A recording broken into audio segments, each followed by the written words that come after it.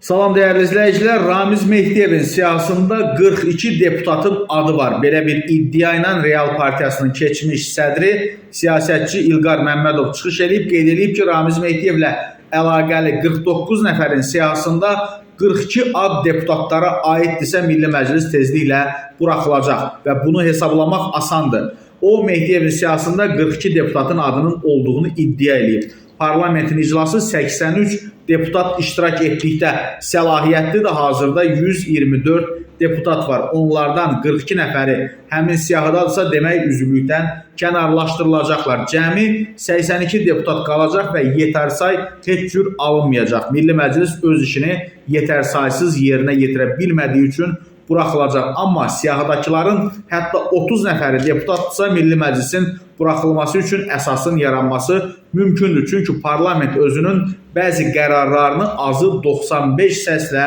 qəbul etməlidir. Belə bir çoxluq tələb edən qərar layihəsi ortaya çıxarsa və məclisdə azı 95 səlahiyyətli deputat tapılmazsa, onda parlament yenə də öz vəzifəsini yerinə yetirə bilmədiyi üçün buraxılacaq. Qalır açıqlanacaq o siyahıda deputatların sayını bilmək. Say 29-u ötməyəcəksə, onda ancaq bəzi dairələrdə yaxın aylarda əlavə seçki gözləməliyik deyə İlqar Məmmədov qeyd edib.